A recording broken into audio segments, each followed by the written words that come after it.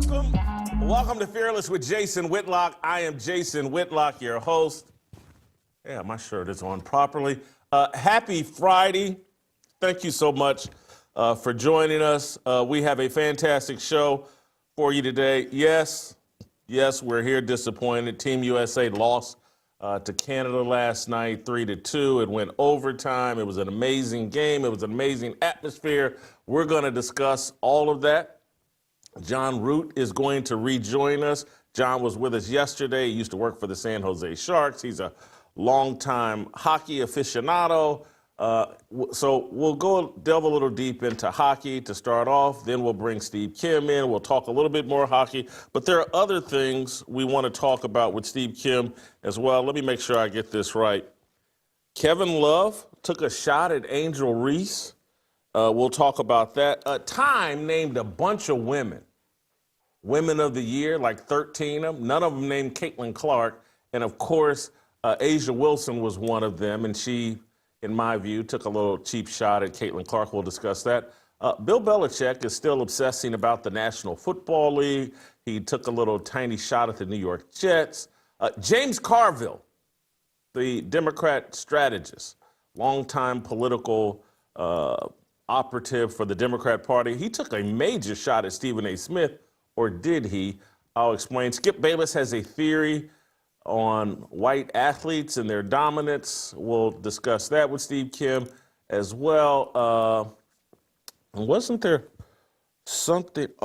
Charles Barkley last night was interesting. There's a bunch of stuff we'll get into. And then we'll end the show, not with Shamika, but with Delano Squires, because Delano was at the White House yesterday for Donald Trump's Black History Month celebration, and we'll get the inside scoop from Professor D on what went down at the White House. I know Tiger Woods was there, and I know chants broke out, or boos broke out, when Trump tried to introduce some Pfizer CEO, and the crowd kept it real. I kind of like that. So we'll get the inside skinny from Delano Squires, but we're going to start today.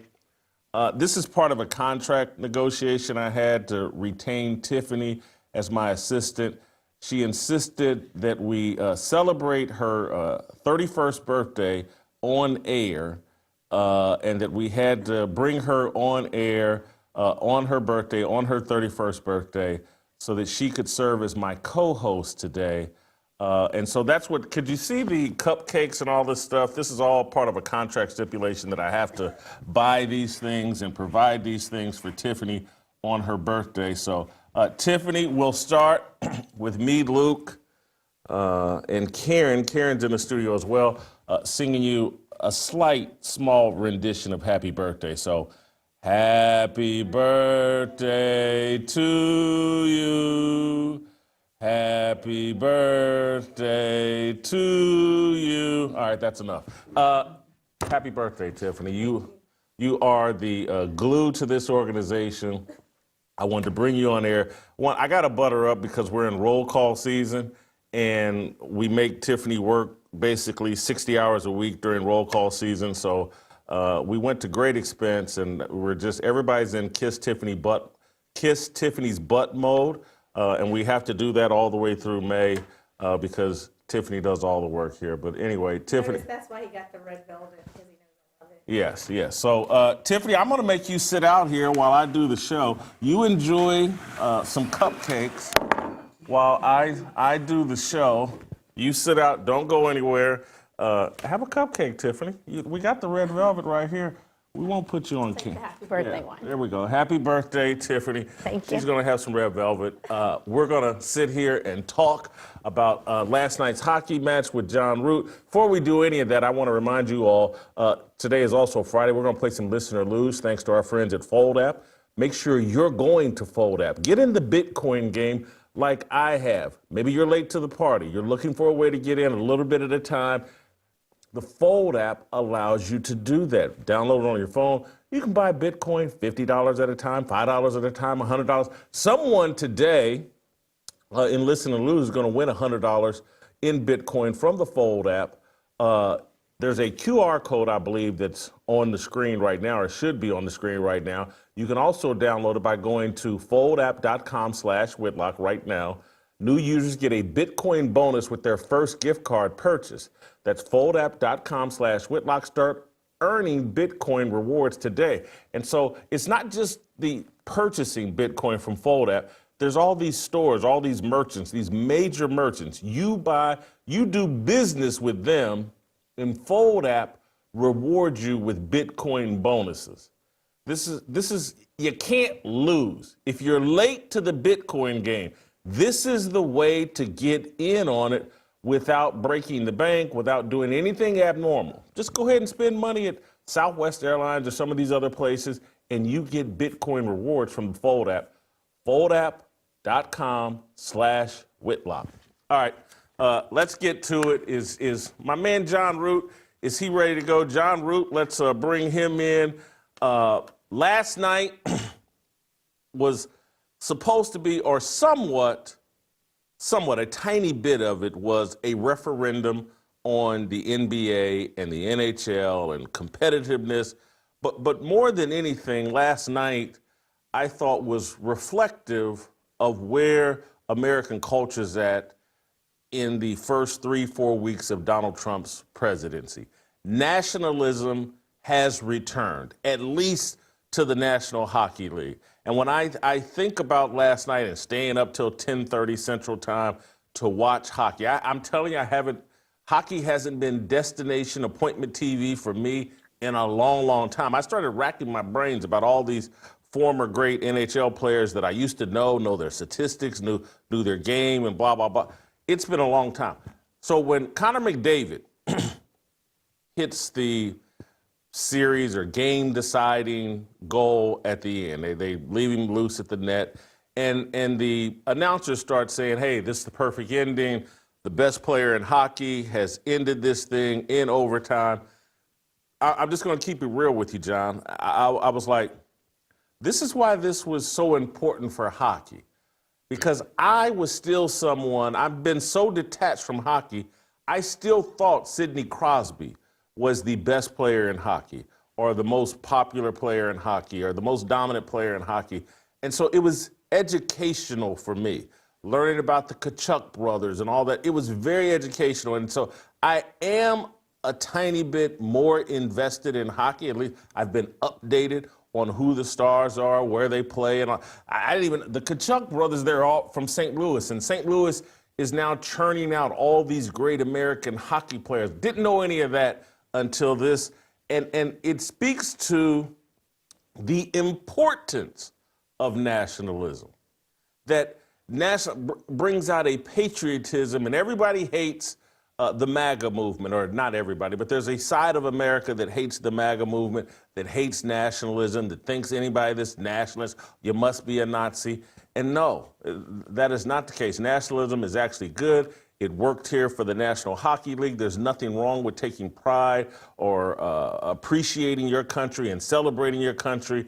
The national anthems last night were amazing. No one had to do anything extra to the national anthem to make it amazing. Last night was a great celebration of sport, the National Hockey League, and it reiterates the importance of nationalism. And when I think about the NBA and why they can't duplicate what the National Hockey League just did, is because NBA players, their entire brand is we hate America.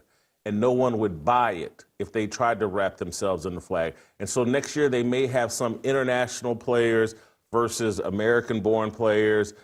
I don't think it'll work because the NBA brand has so damaged itself through Colin Kaepernick, through LeBron James, through Black Lives Matter. No one would ever buy it if the NBA tried to go as nationalistic as the NHL did. Let's just start there, and then I got some specifics I want to ask you about the game and why we lost. But great celebration last night, disappointing ending, and my big takeaway from the whole thing is just like nationalism is good. 100%. And I mean, yesterday you had people talking about hockey and they knew what hockey game you were talking about. I mean, you could probably think of that, Jason. You don't follow hockey. A bunch of Americans, they don't care about hockey. That's just plain and simple. And they say, oh, you want to get together to watch the game? Like, oh, yeah, the Four Nations game where it's USA and Canada. I'm in for that. I mean, I was rocking this USA jersey over here. I had my Stars and Stripes, short shorts, Didn't put it online because nobody needs to see that other than my wife. I put 1776 down on USA money line. I was feeling it last night. And it was, I mean, just listening to the entire arena sing the national anthem, I haven't felt that kind of pride in USA sports. And I'm trying to be sensitive here, but in my lifetime, since probably post 9/11, there's a lot of people that get excited about the Olympics, and it was fun to watch, Steph Curry and LeBron and KD, and we disagree with their politics. They had a good run in the Summer Olympics, but here, people don't know hockey, but they felt proud to be Americans. And I put it out on X yesterday. After years of athletes telling us America's foundationally racist, it's foundationally evil, you should kneel for the national anthem, you shouldn't respect the veterans, and you shouldn't be proud to be an American, you got a team that got America to rally around them, even though they have no idea how hockey works. They don't know what icing is. They don't know who these players are. But it was appointment television for them. It was appointment television, and most of us are, I don't even know if most of us. What percentage of the people do you think were like the idiot at USA Today, Eric Brady, and like the bigger idiot, Keith Olbermann, the former political talk host who's a cat lady on social media? These guys were rooting against America last night. Eric Brady wrote a column for USA Today about how he was rooting for Canada because he can't stand Donald Trump. Obviously, Keith Olbermann has Trump derangement syndrome. He was rooting against America and celebrated us losing. Do you think this was representative of a lot of leftists? It's just representative of sports media. I mean, you've been around it for decades, Jason. You know that probably about maybe 95% or more are just radical Democrats.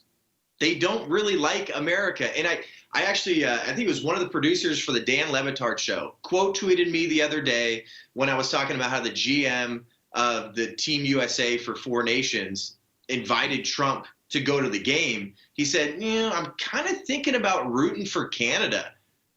And then I responded and I said, you know what? I hated the last administration. I thought they were so anti-American. I thought they were regressive. But Kamala Harris showed up to say what's up to the USA basketball team. Biden called them, but I didn't allow that to stop me from rooting for them. But I'll also be consistent. You do get to a place where you can, and I think can justifiably root against America. We saw that in the Women's World Cup. Alex Morgan, Megan Rapinoe, and that whole women's soccer team crying about equal pay. That is the only time I feel like I could justify saying, you know what?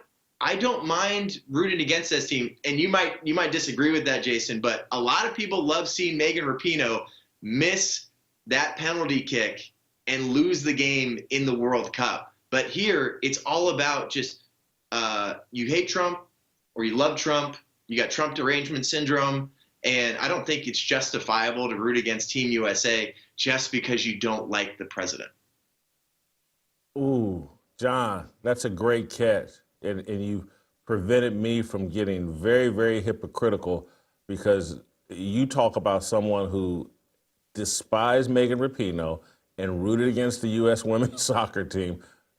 Guilty as charged. I celebrate, and it was awesome when she missed that penalty kick. Yeah. And now, again, I do think there's a difference in terms of Megan Rapinoe and the way those women on that team behaved and their sense of entitlement and their whole just little attitude is what drove me. I don't think you can make those same arguments about these hockey players. And Donald Trump certainly wasn't playing for either team. And so I want to give myself that little fig leaf to cover myself that, it was these individual players, not any sort of political party or politician that drove me to root against. And it's not, it had nothing to do with my animus towards America. It just has to do, I could not stand Megan Rapinoe. But I'm glad you pointed that out before I went too far with it and forgot that I did spend the whole World Cup, just begging for these women to lose because I was so sick and tired of them. Great point. I want to play the other big star. Now, I want to ask you a couple of things specific to the game, but before I get there, I want to play you the clip of PK Subban, his latest one. He's been the new star. If anybody in the media benefited from this Four Nations thing more than PK Subban, I don't know who did. PK, he's a natural broadcaster. He comes across a little bit like he's the Black Don Cherry. I was totally unfamiliar with his work as a broadcaster. He spent some time here with the Predators and all that, so I know who PK Subban is, but I was unfamiliar with him as a media personality. Holy cow, what a star he's made himself. He's probably can do some broadcasting outside of hockey now, maybe he's the Charles Barkley of hockey. But anyway, here's PK yesterday. I believe this is on First Take, where he really went after, without calling names, but he went after LeBron James and NBA culture as opposed to NHL culture. Let's play the clip. What are you playing for? Like, if you're really about it, if you're really about sports, then you're about two things: your teammates and the fans. And I'm sorry, it doesn't matter how much money you're making.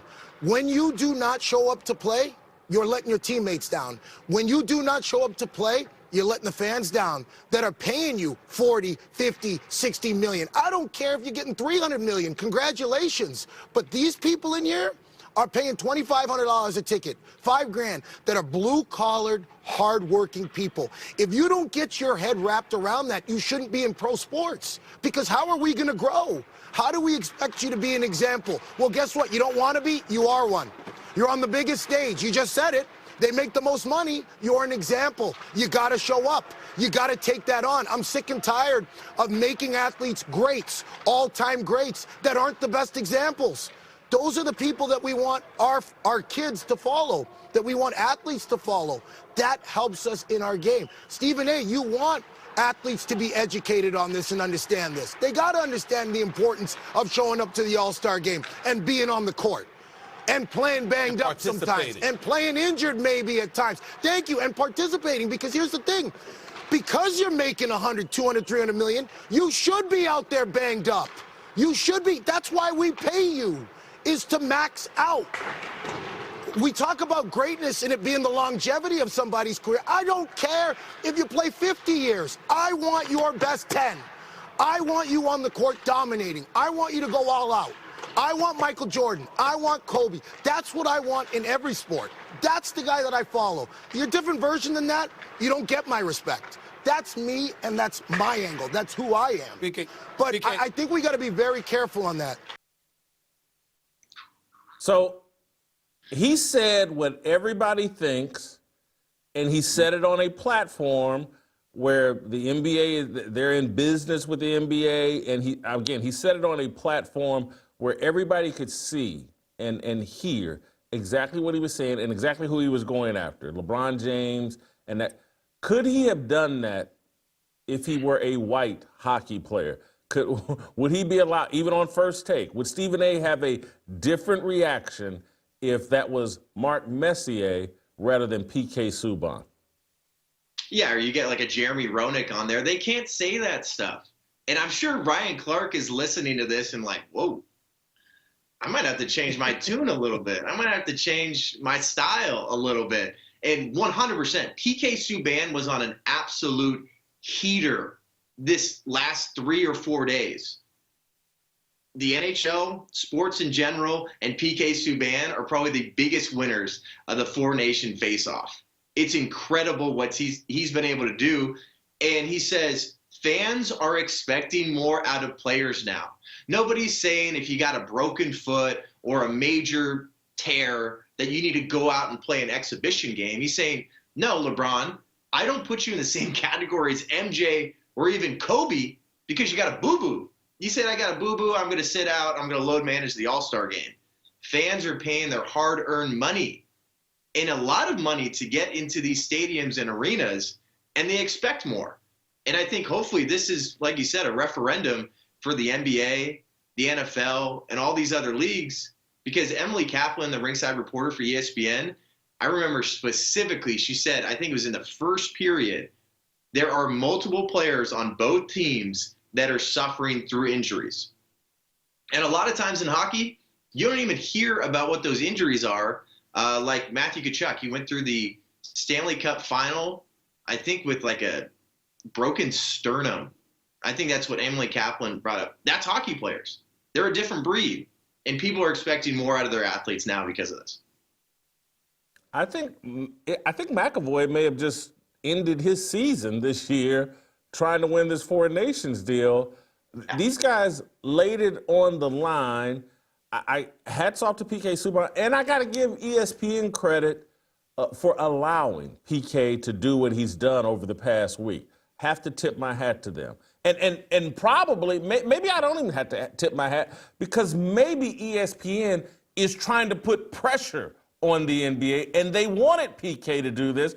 They're spending billions of dollars on the NBA. The players are load managing. They're ruining games, sitting out nationally televised games. They're damaging the product. So, once again, I'll give ESPN credit, but they're also doing what's in their best interest. They have lost control of these players. And the players are driving the league, and the players don't seem to care, and they don't show up to work as often as they should. And ESPN is paying the price. TNT is paying the price. When we try to understand why this conversation is being allowed to be had, it's because TNT and everybody else that's in bed with the NBA, they're fed up. They need the players showing up and competing on a regular. It's hurting their television partners. It's hurting the brand of the entire sport, which hurts ESPN, hurts TNT, hurts everybody involved in the game of basketball. And they've had it. Hats off to PK Subban. I hope we get to a place where at ESPN and on some of these other platforms where the white athletes can say exactly what they think as well. Because there's a lot of white sports fans who feel the exact same way. They feel like they can't say what PK said. They'll get accused of racism or whatever and get shamed for it. But hats off to PK Subban. Hats off to ESPN. Hats off. Charles Barkley last night on TNT was wearing a USA hockey jersey. Hats off to TNT for allowing that. He's basically pointing people, hey, there's a great hockey match. You don't have to be stuck watching us. There's a great hockey match on. Anyway, hats off to everybody involved. John, last thing I want to do is tap. Real quick, Jason, go ahead. Is what we're seeing from coaches, GMs, owners, and commissioners is gentle parenting. That's not God's way. That's not the way you're going to see these sports thrive, especially the NBA. They're going to be like, oh, Joel Embiid, like, we don't really like you sitting out. No, you got to discipline these guys. Fans got to ask for more. What we're seeing is gentle parenting. Sorry, go ahead. Want to ask you, just tap into your insight as someone more closely aligned with the game and understands the game on a higher level than I do. My takeaway, John, from last night was that in order for Team USA to win, it needed to be more like the Saturday game that started with 3 fights. It needed to be more rough and tumble, and I thought we tried to provoke that.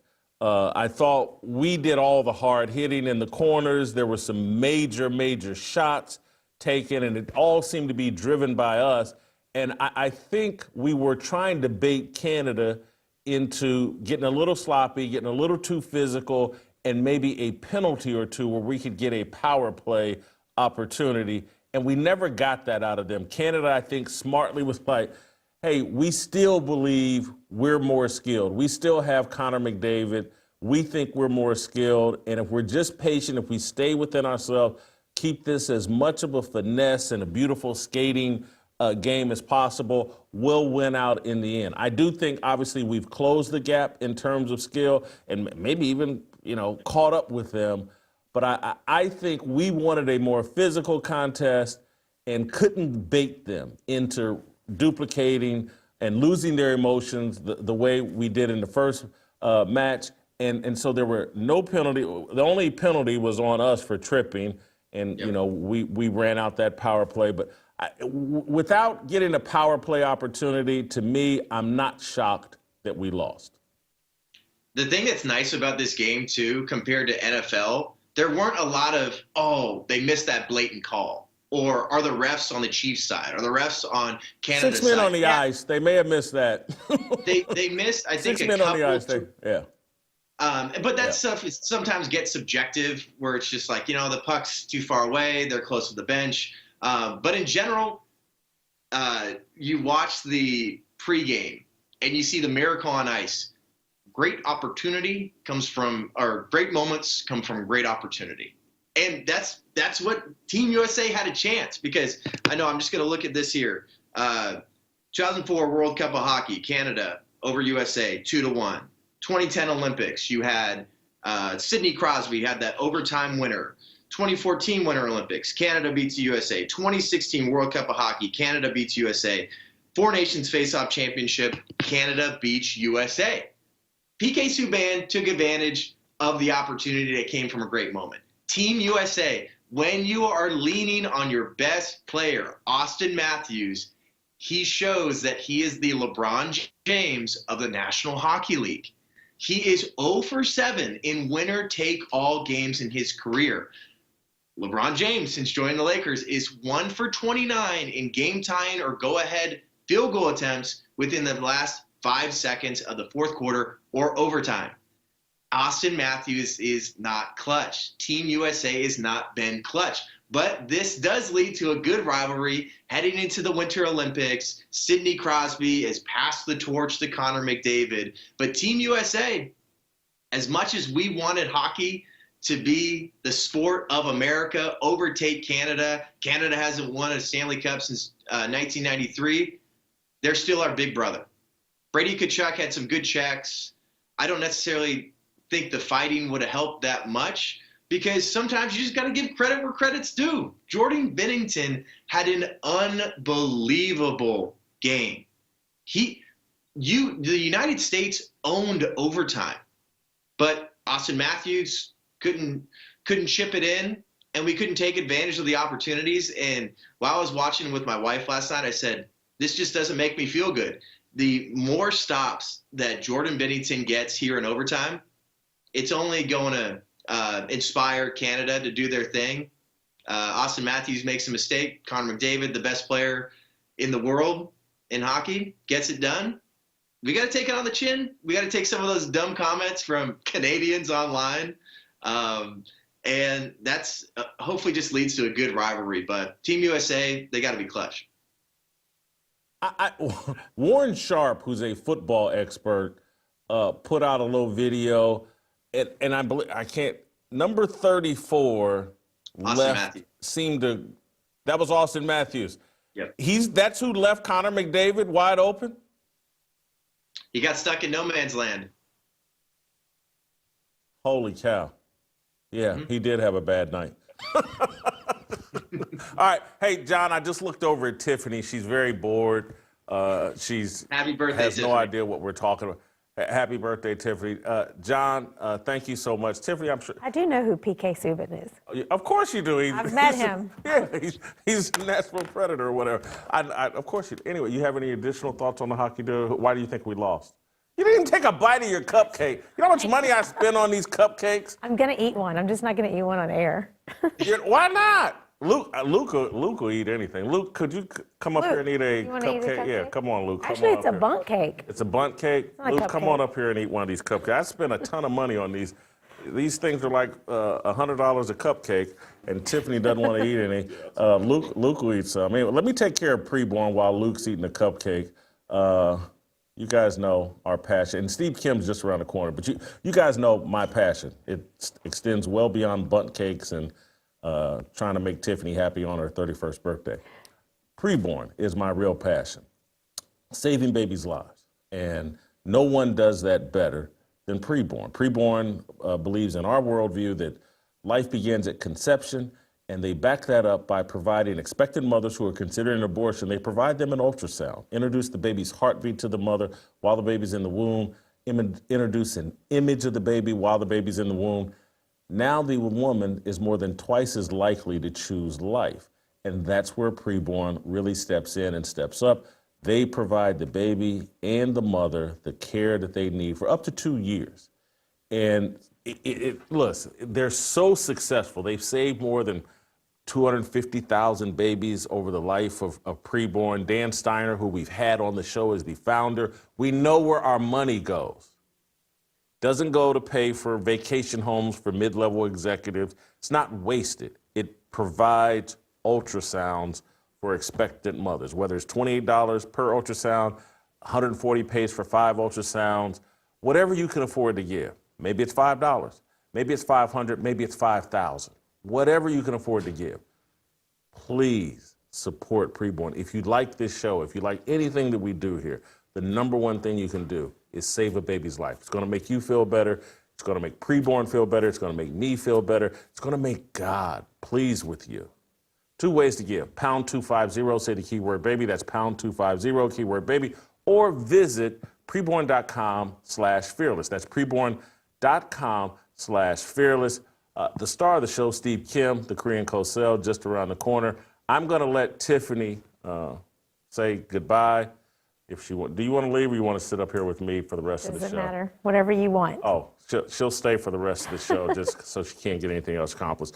Korean Cosell, Steve Kim, next.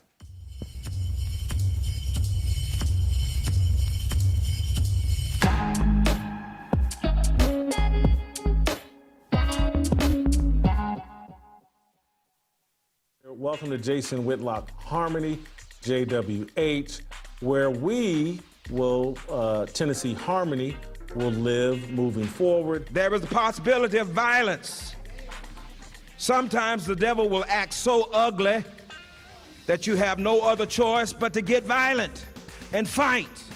Well, he's doing a good job using great rhetoric, right? He's using language to draw lines, battle lines, in fact, and he's creating a boogeyman. But again, we get that exempt status because we are a religious institution.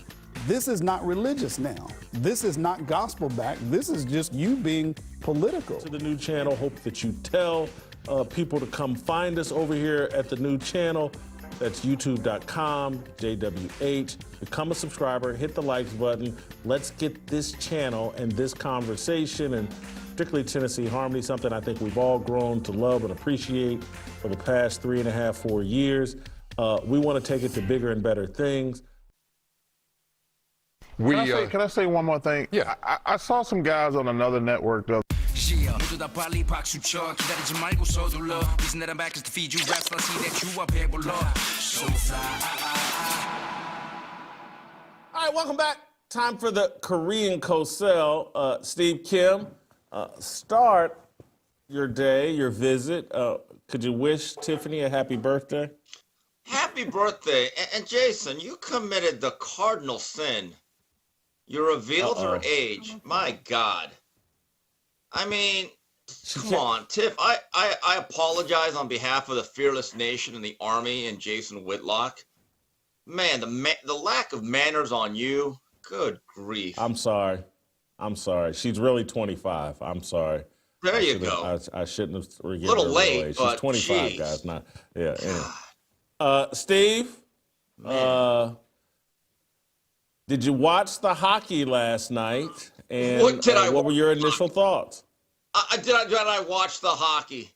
I was crouching tiger puckhead last night. I mean, when it was 5:00 p.m. Pacific time, my yellow butt was on that couch watching a little puck action. Couple of things, couple of notes here. Great atmosphere. People were invested. I thought ESPN did a really nice job capturing the energy and the stakes and how people were into it. Now, I'm going to say that I know we lost, heartbreaking loss, but we whipped their ass in the anthem. Our anthem, I don't know who did the Canadian anthem. I'm not saying she's Carl Lewis or Roseanne. That lady was bad. I mean, I love the Canadian anthem. It's probably one of my most favorite non-American anthems. It's not as good as the Mexican anthem, but there's somewhere around the world like, wait, this is not good. She was now our anthem, man, they belted that thing out. Now, maybe Canada could rent Anita Baker, but you know what? Miss Baker, being the great patriot she is, she would never do such a thing. But did you find it funny they didn't do the Black National Anthem for this event, or was it just not the time and place? I was shocked. I was shocked and offended. I was shocked and offended. I felt left out. They should have done the Black National Anthem to make diversity, equity, and inclusion. Boston is such a racist city, they probably just didn't allow it. That's probably what happened there. Hey, listen, what do you think about my take, though, that from PK Subban to Charles Barkley to the conversation that has gone on over the past week, juxtaposing the NHL to the NBA, and PK has clearly become the star of this whole deal. But I think it's intentional by ESPN and TNT. They're trying to force these NBA players to play and to play hard, and so that their TV partners, ESPN and TNT, aren't getting screwed by load management and guys that just want to chuck up three-pointers and play a non-competitive form of basketball. I think it's intentional that PK was allowed to do this and that Barkley was allowed to sit on TNT last night in a USA hockey jersey. Well, Charles is going to be Charles. Okay. Now, as for PK, he got the FBA's upset. he's public tether #1 now after what he said. He ain't invited to the cookout. I'll tell you that much. Look, here's what the networks really need to do. If they're that upset by the content that they have bought, is that when it comes to the next contract negotiations, make it known you're not happy with the product. I do not believe that a PK Subban or a Sir Charles saying what they said, or even the fans voicing their displeasure, these guys don't care. They really don't. I mean, that's just a blunt fact. They don't care. Their money is guaranteed. We've enabled them for so long that there's a permanent sense of entitlement. So them getting a bad Yelp review from a couple of pundits, I do not believe it'll make any difference. I don't know, man. These guys are so addicted to social media, and I think the NBA is becoming kind of a meme for lazy and entitled athletes, and it's been kind of legalized for people to say that. And when someone like PK comes out with that kind of harsh attack, it now emboldens others, not black people, to say the exact same thing. And so I don't know. I think this is actually hurting it. That's why Kevin Durant has responded. And again, maybe you didn't like his response that we shared yesterday. But yeah, I think these guys don't want to be laughing stocks. And I think the momentum on social media is starting to turn against them. And people just aren't going to continue to tolerate these guys to continue to load management and just chuck up three-pointers forever. Maybe, but when you make that much money and you live on this ivory tower and gated communities away from the public, you have a reality that is not anyone else's reality. I mean, I heard Jazzy Jazz Crockett say, what do Americans really need with an extra $5,000? Well, maybe $5,000 doesn't mean much to you, but to the average everyday American, it actually means a lot. And so once you lose that perspective, you're never going to be able to take constructive criticism well. I mean, just think about it. The NBA player, whether me, you, or anyone else does not like their effort and we decide not to watch the way I have, okay, until the networks and those who are really financing them actually make that same determination, it will not affect them. And there really is no impetus for them to ever change their behavior. Steve, they're going after what PK did, and what has been legalized is the ultimate assault on LeBron's legacy. And I'm telling you, I think all of this is intentional. It's like the NBA is tired of LeBron James. They're tired of catering to LeBron James. and that's, no one can say it. Charles Barkley can't say it. People in the NBA, because the NBA is still tethered to LeBron James. But I think they're trying to kill the whole LeBron James model. Let me connect it even further in terms of, like, I'm telling you, Kobe Bryant's legacy is starting to overshadow LeBron's, to the point that Trump yesterday just announced they're doing some kind of statue of Kobe Bryant along with some other people in some garden somewhere at the White House or whatever. This Kobe thing has a momentum of its own, and I don't think it was an accident that PK referenced Kobe. And so LeBron's legacy is being killed, and it's a message to everybody else in the NBA is that we're tired of the LeBron James model, the player empowerment model. I do think this has some impact, and you do agree with me that PK really went after LeBron James here more than anybody else. Yeah, there is a subtext. If you look at who is the face of the NBA the past 15 years, look, Steph Curry's made an impact, KD, but it is LeBron. LeBron is the single most important, most influential player there has been on a lot of different levels. So when you basically say that there's a problem with the NBA, who is symbolic, who's emblematic of it? Yeah, it's LeBron. But I'm just so cynical at this point that I don't think that there's enough personal pride, and the adults have acquiesced their power, led by Adam Silver. The fact that the owners, and I still call them owners, didn't push back and tell Draymond Green, look, I don't care what you call us, we're not going to be calling ourselves governors. Again, when you let the inmates run the asylum, what do you think's going to happen?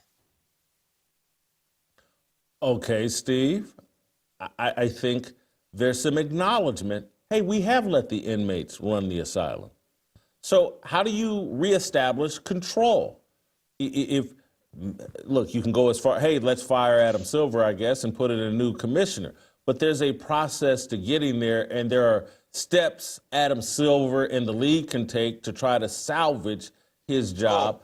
And I think they've legal. Yeah, go ahead. Next collective bargaining agreement, you really want to make a change? Complete lockout. You've made a lot of money, lockout. Go through a couple years, you don't even play, just lockout. You really want to fix this, not this Band-Aid to a hemorrhage. Lockout. Do it for more than a year. That'll fix it. Okay, but listen, and they went through that in the NHL. They set them down and got NHL players under control. And that's one thing I just want people to be cognizant of.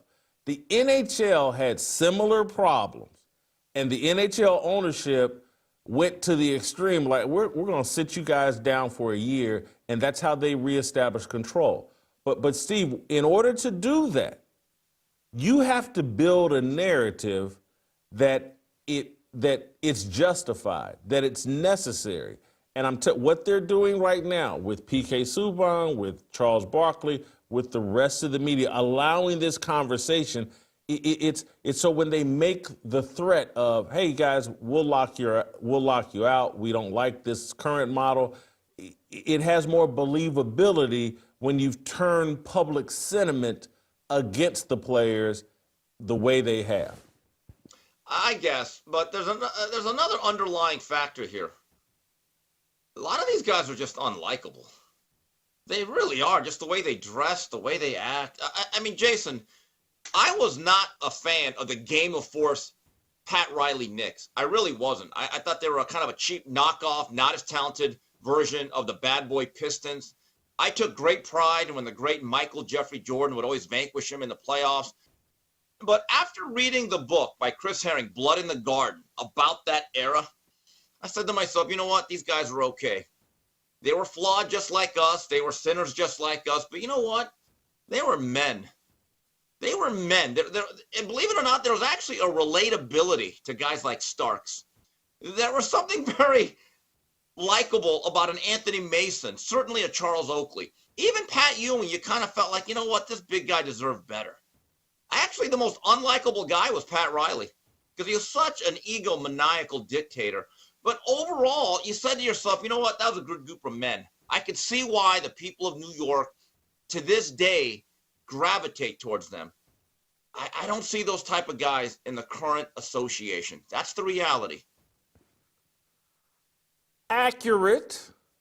I would argue that those guys from the previous generation, if they were making 30, 40, 50 million dollars a year, they'd probably be acting the same way as these guys. Now, I will say this, the other difference is like there was baby mama's culture back then, but now it's like full-blown baby mama's culture, and the matriarchy is totally in control. And these guys dress like women, they get their hair cut like women, they have no emotional control like women. I get it, and there was a lot less of that in the previous generation.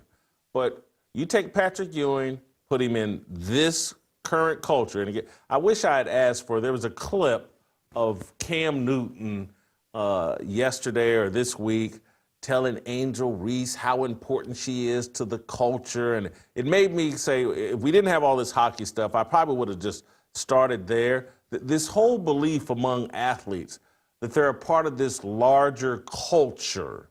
And I'm like, what is this culture? It's hip hop, it's smoking weed, it's dressing flamboyantly, it's putting on clothes that make you seem a little gay.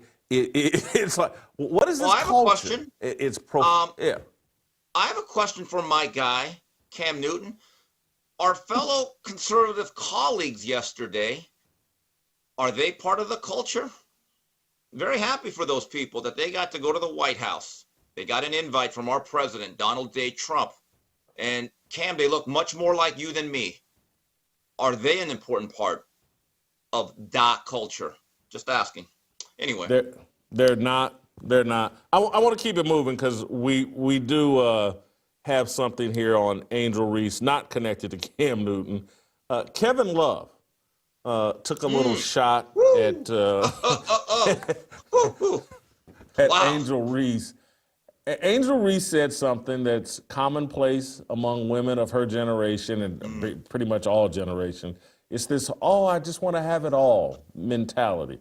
And life is a series of choices. You cannot have it all. It's a myth, it's a mistake, it's a fallacy. Kevin Love seems to be quite aware of that. But Angel Reese had, I think, posted on Instagram or somewhere, I'm going to be a basketball player, model, influencer, businesswoman, fashion girly, podcaster, unapologetic, take care of my family, friends, and set records. Create history. Be the first to set trends. Win at everything in life, etc. Sounds like a little 12-year-old girl that, has been fed the feminist lie that you can have it all, and you cannot have it all. And so Kevin Love hopped on her IG. I can't believe. Hats off to Kevin Love. He don't give a F, I guess. I'm going to go ahead and take the under on that. Woo! Absolutely. Love it. Love it. There's a man stepping in, and unlike Shaq and all these guys that genuflect in front of Angel Reese and make sure they tell her what you want to, a woman that can't make a layup, Shaq was calling the GOAT of LSU basketball. Again, hats off to Kevin Love for keeping it real with Angel Reese. Your thoughts? Well, first of all, she's the best at being unapologetic. But Kevin Love was a prodigious rebounder. But that's his best shot ever. It's the truth, and I get it. I'm just like, but Kevin, I hope you realize, you and PK Subban, you're not getting invited to that cookout now. You're not. You just might as well go to Hometown Buffet. By the way, they have great deals there, all you can eat. She just does not care anymore, and God bless Kevin Love. The First Amendment is a great thing, but he's right. I don't get all this stuff. You ever hear men make these affirmations like I'm good enough and I'm strong enough? And God dog it, people like this is like Stuart Smalley. Remember that old Saturday Night Live skit when that show was still funny? This is basically what it's become. Social media has allowed everybody to become a version of Stuart Smalley. Look, what I give Kevin Love credit for, and it should be a LeBron James. It should be a Shaquille O'Neal. It should be some elder statesman in the basketball world that should be telling her, hey, baby girl, look, I get it, but you may be trying to do too much here. If you try to take it all on, you're probably not going to ever fix your layup. And you're going to be a laughingstock as a basketball player. And literally, there's just being honest with an attractive woman, and there's a lot of people that find Angel Reese really attractive. Being honest with is like one of the hardest things in the world for men. And so Angel Reese gets to live in this fantasy world where she thinks, I'm going to have it all, and I'm going to provide for my family and friends, and I'm going to do this, and I'm going to do... And someone, hey, slow down. Just slow down. Make a layup. Let's get in the layup line, and let's get the fundamentals down. And you know, you're doing a podcast. Let's just... Trying to do everything is going to make you mediocre at everything, and eventually you're going to lose your value. In my view, this whole thing of we can conquer the world, and it's Wakanda forever, and it's a Black Panther, is now she's the Black Panther, and she's the woman king, and all this stuff. This is going to lead to her ultimate failure, in my opinion. Yeah. Yeah, this right here, this needs to be a 2-hour video from Angry Man. And shout out to the Angry Man, doing a great job. This is what he talks about all the time. So Angry Man, this weekend, please, for the Kimster, hook a brother up here, please. Let me ask, before we move on here, I'm going to ask Tiffany. Tiffany, I know you weren't prepared for this. I got you sitting out here with me. Did you ever think there was a time when you could have it all, when you could do everything, or did your dad or mom at some point say, hey, there's a series of choices and sacrifices. You better get what you really want and not worry about all the extras? My dad told me nothing was handed to you on a silver platter, so he always taught me to get out there and go get it and work. But I never thought I could have it all. I guess I could have it all if I dream big, but... You think you could have it all? If I was... You just can't. No one can. No, you'll never be satisfied. She probably thinks LeBron James has it all. And LeBron James doesn't. He's got he's got enough money that he can pretend that he has it all. And so he can launch some uninterrupted media company that loses millions of dollars every year and just pretend I'm a media mogul too. No, you're not. You've got some media deal that's a flop and a failure, but you make so much money in other endeavors that you can pretend that you're some sort of media expert, but you basically just hand out checks to people like Jamel Hill and Steve. I'm coming with you with this. You just hand out checks to Jamel Hill and other people, and they all help sell that you're the GOAT, and you can buy people off because you're such a great basketball player and you won the genetics lottery at birth. But having it all, LeBron doesn't have it all. You know, he's had to leverage. You know, he thinks my son's in the NBA only because you placed him there and leveraged the Lakers into doing it. You don't really have it all. You can't have it all. No, you can't have it all, but they have a lot. And I think a lot of what is missing in today's society is gratitude. A lot of people commit the sin of ingratitude. And look, no one has a perfect life, although many lives are better than others based on the decisions and the discipline and the choices that you make. Look, in my view, it is admirable what Angel Reese stated on surface level. But the way she has acted and some of the things she has done, she makes herself an easy target. She does. I give Kevin Love a lot of credit as a white guy, as a glacier glider of some note, to actually just put that out there. Yeah, I always knew he was tough. I didn't know he was that gutty. Shout out to you, Love. Jeez.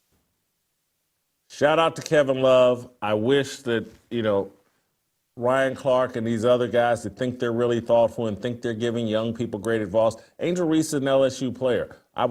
Ryan Clark needs to be chiming in and telling Angel Reese, hey, you need to put some perspective on this. You need to put some limits on this, or in the attempt to get it all, you're going to end up with not much. I'm just telling you.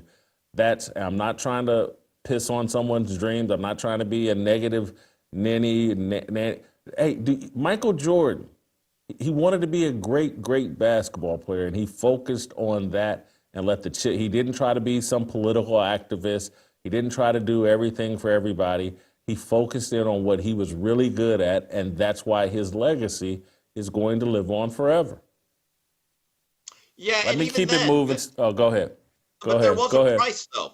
The more you really delve into Michael Jordan, there was a price. He had a fishbowl existence that I believe the last 7-8 years of his career he did not like. He became, like I told you before, a different person. And to be fair, to be accurate, it took a toll on his marriage. And look, even his kid now, one of his sons just had some issues. And Michael's a very intelligent guy. I think he even realizes, or maybe he thinks, wow, I have a lot. I have achieved a lot. I had a life that no one else will have. But there are drawbacks. There is no such thing as the perfect life. It does not exist. Steve, I'm going to stay on your favorite topic, the WNBA and women's basketball. I just know how much you love diving deep into this. But Time Magazine figured out a way to name 13 women of the year. None of them happen to be named Caitlin Clark. 2 of them happen to be named Asia Wilson, who plays for the Las Vegas last Sun, maybe, plays for the Las Vegas Sun in the WNBA. And the other is Jordan Chiles, who was a Olympic gymnast this year. Jordan, I think, got not stripped of her medal is not the right word. I think there was some kind of judging error, and she ended up not getting her medal. So I think she won a bronze and helped the team, blah, blah, blah. But she ended up losing the medal. And so I'm sitting here going, Woman of the Year is a basketball player, and her name isn't Caitlin Clark. Who had more impact on the sport of basketball, men or women, other than Caitlin Clark?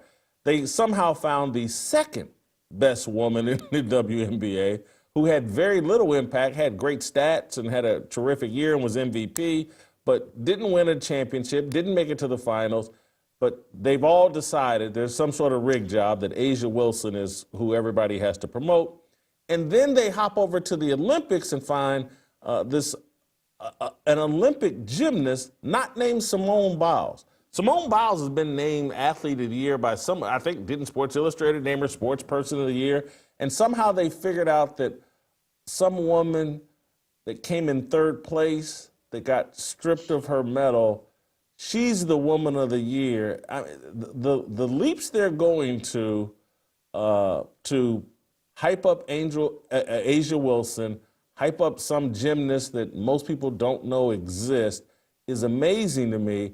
I want to read you Asia Wilson's quote because Asia Wilson sees herself as, again, the woman king and overcoming all these incredible odds. And oh my God, nobody knows the struggle she's had. Nobody knows her sorrows. Let me read Asia Wilson's quote in Time Magazine. She's talking about Caitlin Clark, and they ask her a question about Caitlin Clark.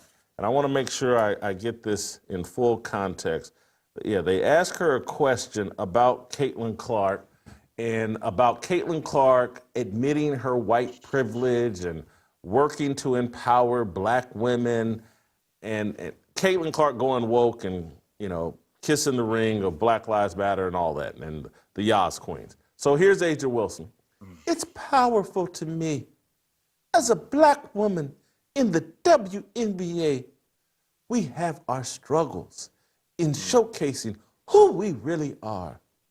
A lot of agendas get pushed on a lot of different platforms that may shadow us. You work so hard, but you still have to work 10 times harder just to be seen. So when can we have our counterparts speak up? It speaks volumes to me because they're in spaces where my path is never supposed to go. It's crazy that we're talking about that in 2025, but it's real. We see those things as black women. We see where people stand up and speak for us. I know Caitlyn got a lot of backlash from that because obviously we live in a world where they don't want that and it's exhausting. But imagine dealing with that and then having to go out and play every single night, having to constantly have to worry. How are they about to downgrade my resume now? What more do I have to do in order to showcase how elite and how serious I take my job? But I also do it with love and passion and fun. A lot of people don't want to see me at the top, and that's fine. But I'm going to be there because I work my butt off to get there. That's so powerful, Steve. Could you? Very, very powerful. First of all, Asia Wilson. Yeah. Anyway, go ahead, Steve. Can we address this? My continent is not your name. What's with the cultural appropriation? Isn't that a big thing? What's going on there?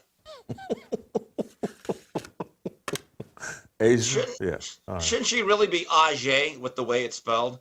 And second of all, okay, I want to admit this. Strange, I believe. Strange, yeah. Okay, I want to admit this. I don't like to admit it, but we strive for honesty and integrity here on Fearless. For a long time, I was actually a subscriber to Time. I thought I had to expand my horizon. I actually got the physical copy delivered to my office. There came a point where I just said, okay, no more.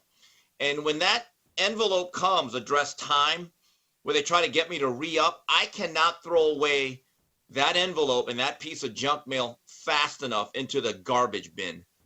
And here's the sense of entitlement that Ajay has.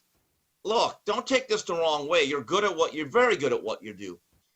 But you really overhype your own sense of importance. Nobody really cares that much. We don't care to a point that we even want to downgrade you. And most of us that actually read your comments and see some of the browbeating you've done, we find you completely unlikable. But again, we generally have apathy towards them. And can we be honest about this, Jason? Yes, the WNBA had a exponential growth in terms of interest. But here's the other part that nobody wants to say. 97.9% of it was based on one player. That is the reality. If Caitlin Clark decided, you know what, I'm done with basketball, I'm going to be a nun, I'm joining the monastery, I'm going to go to Nepal and go up into the mountains and have a religious experience, the interest would go back down to basically zero. That's the truth. Steve, what percentage did you put on Caitlin Clark? 97.9. I did the math. I'm Asian. We're good at this. Trust me. Whoa, I think you're way off. I was hoping you said 99.7%. Well, I mean, I know, but I just I thought I was low. I was trying to be charitable. Yeah. Too charitable. What I love here is she basically says that, you know, speaking out and doing all this is so hard. It's 10 times harder. And then she says, but imagine dealing with that and then having to go out and play. And so she's comparing herself to Caitlin Clark. Does Caitlin Clark not go out and play every night? It's like only Asia Wilson goes out and plays every night. And so it's like, oh, this is so much harder for me because I have to go out every night and play. Is Caitlin Clark sitting at home?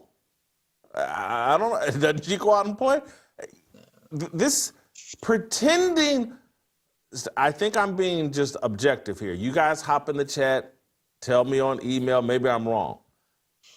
Isn't there 20 times more pressure on Caitlin Clark than on Asia Wilson? If Asia Wilson has an off night, no one cares. Caitlin Clark has all the attention, all the focus. Asia Wilson, for most nights, is a tree falling in the woods.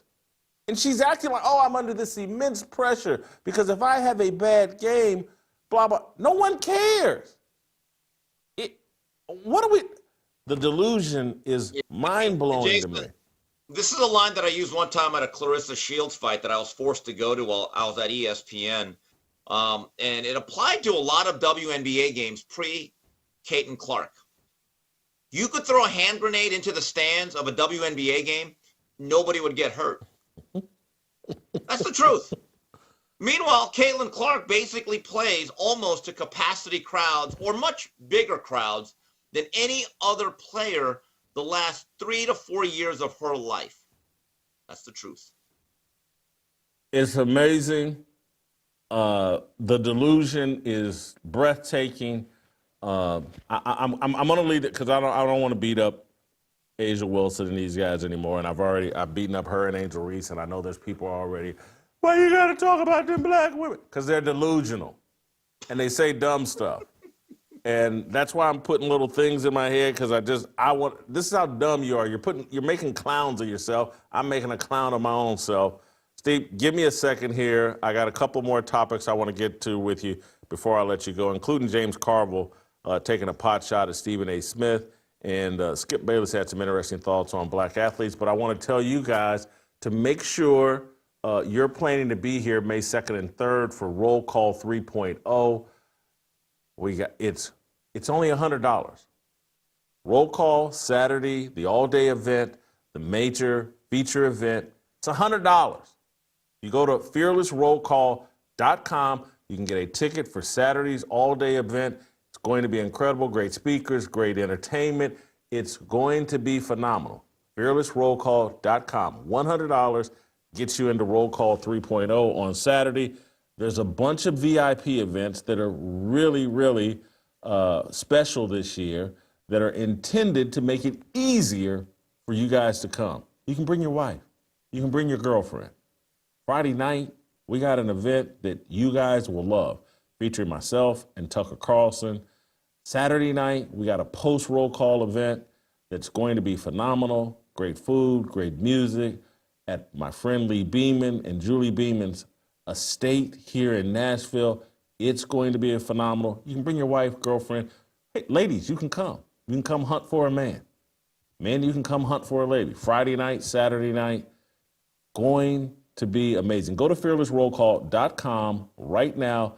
Snap up your tickets for Saturday's main event, just $100. Look into the VIP events. We'd love to have you at those as well. Roll Call 3.0, bigger and better this year. Need you there. Steve, back to you. I'm skipping ahead a little bit. I want to play you this clip from James Carville. Someone has finally told the truth about Stephen A. Smith and his political aspirations. I wish James Carville had gone a cut deeper here. To some degree, I think James Carville is playing along with Stephen A.'s psyop of running for president. But here's James Carville, the longtime Democrat political strategist, taking a serious pot shot at Stephen A. Smith. Play the clip. When it comes to politics, he don't know his ass from a hole in the ground. He's on that running his mouth about how he may have to run as a Democrat because there's nothing left of the Democratic Party. There's no talent. Stephen A., are you shitting me? I mean, you say you're friends with Wes Moore and you say you're friends with Josh Shapiro. Well, I'm friends with both of them. I think they're really extraordinary, talented people. But I got news for you, dude. There's 6 or 7 other people in the Democratic Party that are just that talented. So before you start running your mouth off about politics, a topic of which you really don't know anything about, you ought to sit back and think about it and call some people and run it by them. But don't let your political stupidity stand in the way of your outspoken and I think often insightful views when it comes to American sports, of which I think you are an expert at. And if you know Wes and you know Josh, you should call them and run your opinions by them, because I know both of them and they're both smart guys and they're both very ambitious guys. And the last thing that they're thinking is, if I decide that I want to take the next step in American politics, I'm going to be facing some brutal, brutal opposition. And they both know that. And they know it deep down and they know it well. So Stephen A., keep up your shit on sports. I enjoy it. I like it, but don't make a fool of yourself anymore in talking about politics. Part of me thinks James Carville is assisting Stephen A. Smith. You got to have a Joe Frazier if you're going to be Muhammad Ali. You got to have a George Foreman if you're going to be a Muhammad Ali. And so James Carville has given Stephen A. something to respond to, and I'm pretty sure in the next 6 to 8 hours, Stephen A. Smith is going to respond to James Carville and breathe even more life into his, in my view, crazy but planted run for the presidency. Your thoughts? Okay, first of all, you owe an apology to those great prize fighters of the past that you just mentioned. These are two Joe Palookas. Okay, this here is making me decide who would I rather root for in a proxy war, the Ayatollah Khomeini or Osama bin Laden? Because one of them, that's Carville. Who, look, I give him credit. I mean, no white guy has talked to Stephen A. Smith like that since Skip Bayless about 12 years ago. But the problem with Carville is you're part of the cultural rot of the democratic liberal industrial complex.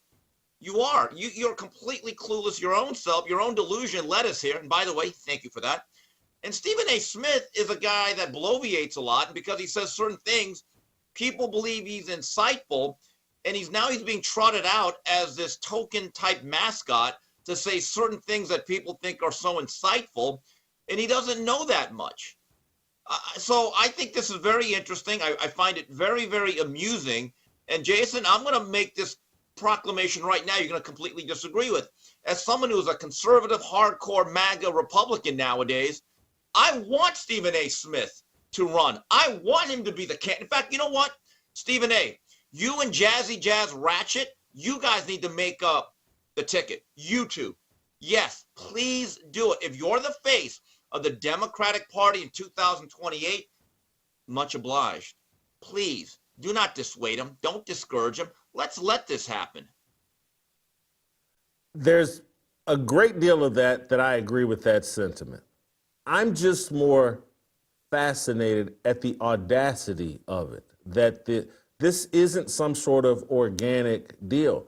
This has been planned for 3, 4, if not longer, maybe 15, really? 20 years, maybe 30 years. Yes. Really?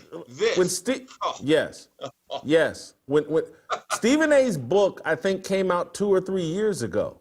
And that book was written with the express point and purpose to be, hey, let's launch Stephen A.'s presidential career with this book. So it's at least 3, 4, again, maybe the book was planned 4 years ago. So it's at least 4 years in the making. And I'm sitting here, people think I'm like trying to stop Stephen A. from being president. I'm not. I'm sitting here like, what society have we built? And what does it say about all the previous presidents? Is this all, as Cat Williams said, or is everything just a psyop? It's part of the matrix, and everybody's a plant. And so when I read Stephen A.'s book 1.5, 2 years ago, I was like, hey man, this is like Obama's book. And Obama's book was written with the purpose of helping his presidential candidacy. And so it made me become even more cynical as it relates to Barack Obama. And I don't want to go full-blown conspiracy theory, but there are people that say Henry Kissinger mentioned Barack Obama in the 80s and 90s about some guy they were developing to be president. He made these comments in the 80s and 90s. And now I'm looking at this Stephen A. Smith psyop and the plot, and I'm like, how long have they been planning this? And so it all connects with what Cat Williams is saying, and I'm just trying to alert people that I don't know if we should laugh this off as if there's no chance, because clearly to me, very powerful people, including Bob Iger and Disney, they're in on this. Who pays an employee $12, $13, $14, $15, $20 million a year to be a sports broadcaster and then sits back and comfortably watches them run for president in every other endeavor outside of First Take? It's not like he's running around going to sporting events. he's doing some tour or some, not tour, but some speaking engagement with Bill O'Reilly and Chris Cuomo at the end of March. Who allows this? Steve, we're not paying you $15 million a year, but if in all of your spare time you were off trying to be president, I would probably be like, hey, okay, Steve wants to be president. He has no interest in sports. Let's let him go. It blows my mind that ESPN or Disney, and they're financing this and they're being supportive of their primary employee freelancing a full-time job of a political campaign. You know, they may be, but if this actually happened, and I don't think it will, I even believe Stephen A. Smith realizes that's not for me. This would be real-life Bizarro Bulworth. And just to see him be asked some sort of tough question at a debate, him bloviating and screaming and acting like a Muppet, it's not going to exactly make America say, that's the guy I'm voting for. That's the guy I want. And I get it. Donald Trump had his very blunt moments, but I look at Donald Trump as a very accomplished businessman. Okay? He did a lot of things that had nothing to do with sports. Stephen A. Smith has built a great, successful brand in sports. It's easy for anyone to dip their toe in and give a couple, like think about it. How insightful is it really after November 5th to say Kamala Harris was a terrible candidate? Oh, really? That's the same one that same guy said all throughout the summer. That's who I'm voting for. That alone right there should disqualify him from even being considered to get the check mark next to his name. So, and this is why this whole thing fascinates me. And as hard as it is to believe that this has a chance of getting off the ground, but what it screams to me is that the Democrats believe and the political machine believes, hey, you don't have to know anything. All we have to do is prop some candidate up who we can gin up enough fake votes that people will believe. Hey, 81 million people voted for Joe Biden. And so as long as that's it's like, if we can prop Stephen A. Smith up and then sell the lie that, hey, yeah, more people voted for him than J.D. Vance, they'll do it again. They got away with it with Joe Biden, and I think they could get away with it again with Stephen A. Smith. It sounds farcical, but they ran Weekend at Bernie's for president, and everybody knew it, and he got 81 million votes. Kamala Harris has slept her way throughout her entire. I listened to some podcast of some woman that's followed Kamala Harris's political career from day one out in San Francisco. She accomplished nothing, everything given to her. This is and she got 70 some odd million votes. And, you know, I think we put some black dude out there bloviating. We can get enough white liberals say, hey, we're putting the second coming of Barack Obama in office, and we'll sell the myth that 80 million people voted for Stephen A. Smith. It's crazier things have happened. Joe Biden was president for 4 years. In 28, Stephen A. and Ratchet. Stephen A. and Ratchet. Let me give you one last point on this. Because I saw this online. I was like, oh, man, I'd forgotten that. Just remember, Bernie Sanders says they did a rigged primary to install Joe Biden as the candidate. Yeah, he complained they rigged, yeah. And then they turned around the next year or 4 years later and installed Kamala Harris as the candidate. The Democrats believe they can install whoever they want as the candidate, and then it's like, can we sell the myth that all these mail-in voters that Stacey Abrams ginned up, and again, now they're talking about they've funneled $2 billion to some deal linked to Stacey Abrams. They feel like they can buy the votes. Well, they absolutely feel as though they can, and this is why on the other side of the political aisle, the Republicans and the MAGA movement, wherever you want to call it, conservative Inc., They need to just press on, press forward, and doge on. Doge on. Steve, I got one more topic we got to get to. And that, Steve, I didn't plan on keeping you this long, but the conversation's been too good. I got one more thing I want to get to.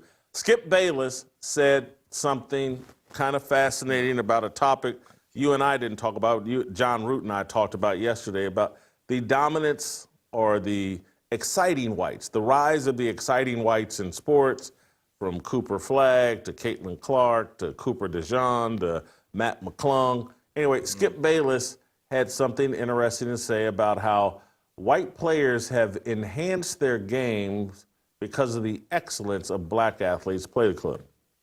These players are doing things white players haven't been able to do in a long, long time. I have constantly pointed out that black players in football and especially in basketball have consistently proven to be, for the last 50 odd years, generally better than white players. Hasn't bothered me a bit that the NBA I have fanatically loved has been as high as 80% black players. Hey, if black players are the best players, I just wanted to see them play.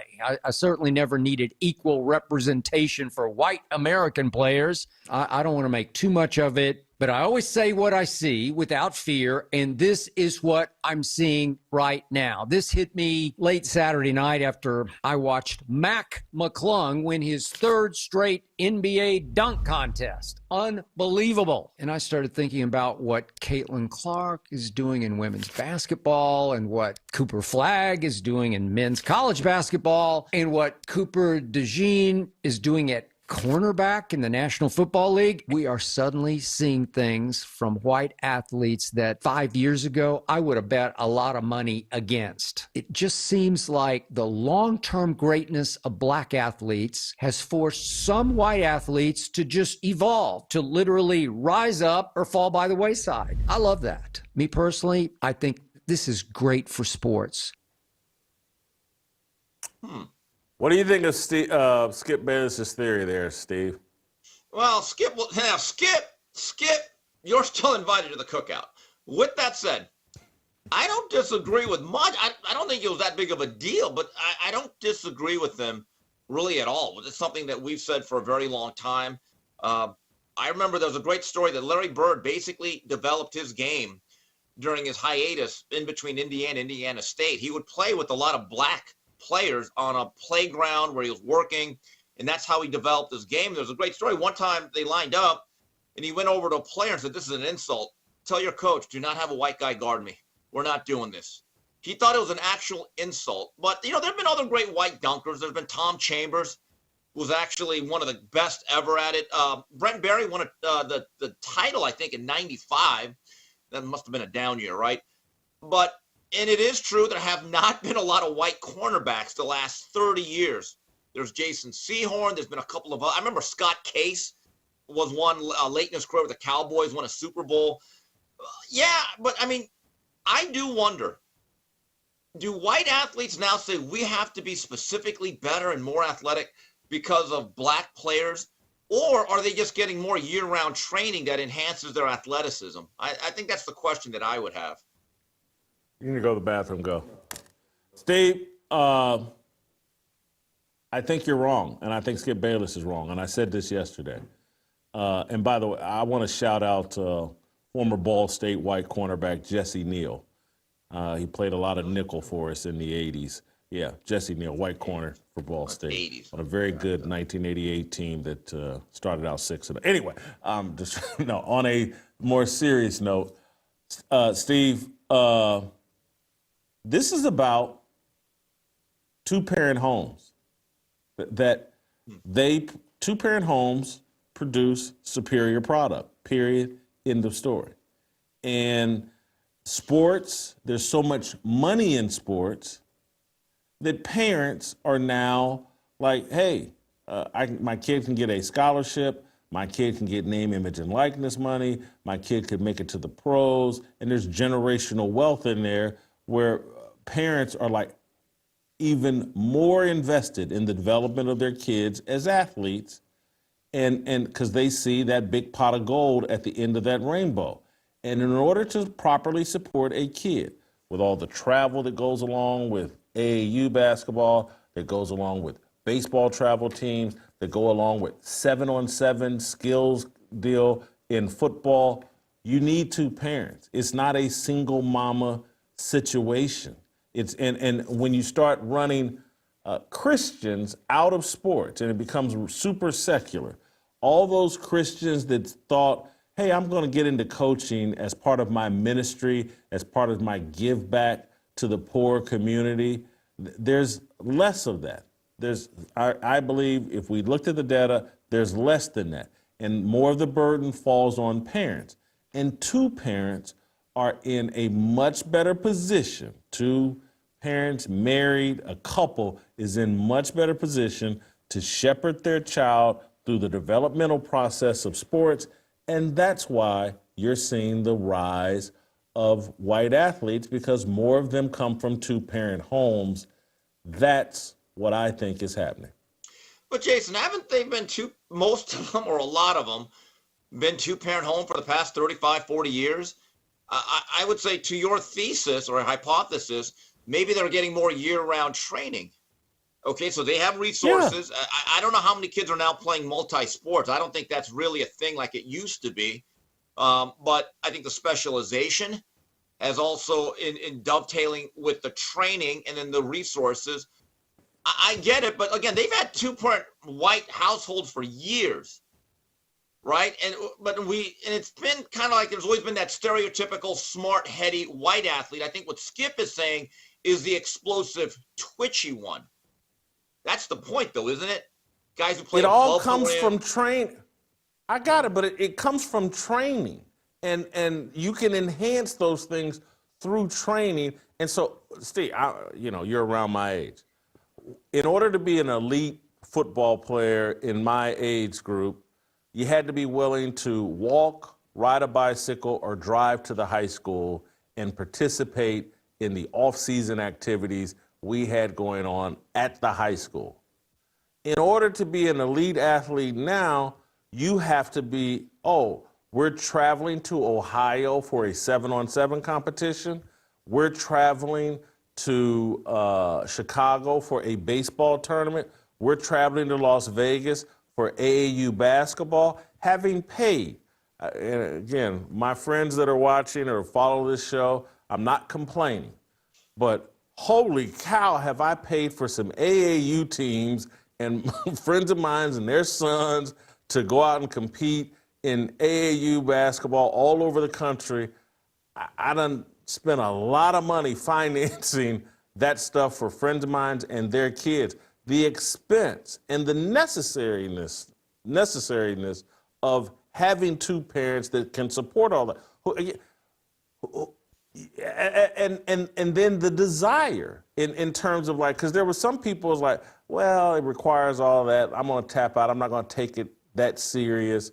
Well, now the parents are. I can give you a great example. It was like Jeff George made a lot of money in the NFL, does well. I can remember he had two sons. Both of them went on to be starting quarterbacks at our high school and won state championships and ended up getting football scholarships.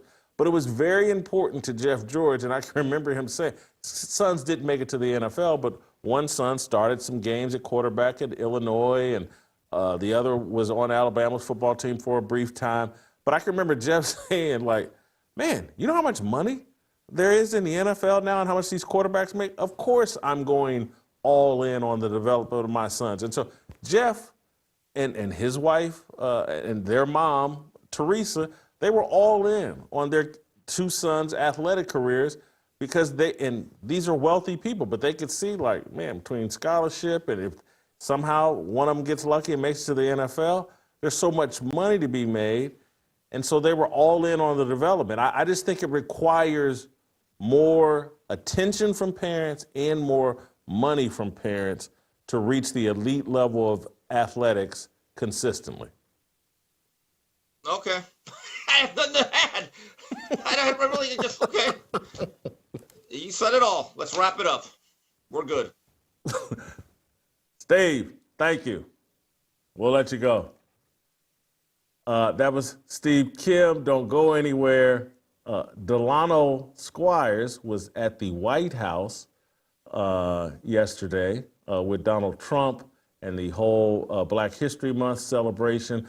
Before we get to Delano, I do want to give a plug for The Cover-Up Part 4. It's the Blaze TV's latest documentary about the crimes of Anthony Fauci. You guys go to FauciCoverup.com/Whitlock, FauciCoverup.com/Whitlock. Use the promo code SMOKINGGUN for $30 off your subscription. That's FauciCoverup.com/Whitlock. Promo code SMOKINGGUN for $30 off your subscription. Don't go anywhere. Delano Squires, next.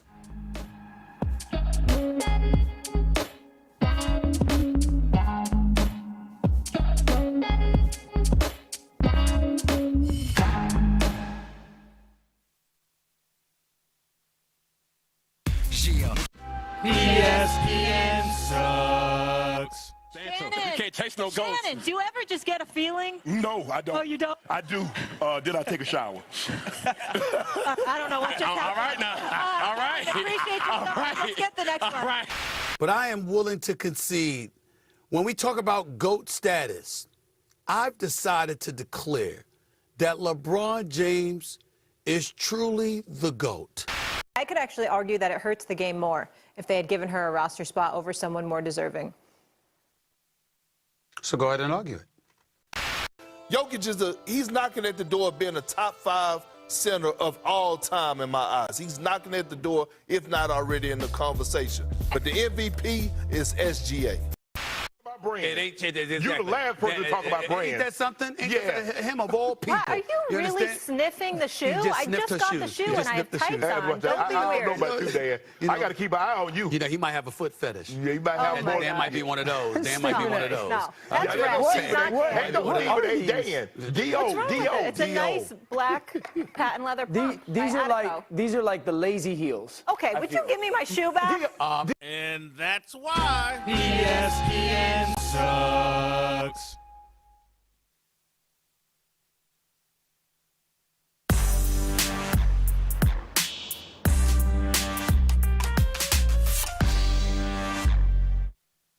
All right, welcome back. Delano was in Washington, D.C., and at the White House yesterday, there was a huge celebration of Black History Month, and Black influencers were invited to that.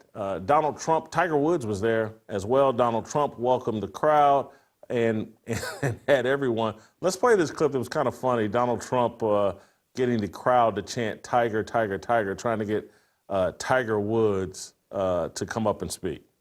Would you want to just say a couple of words, Tiger? He doesn't. He's much more comfortable. Tiger, Tiger.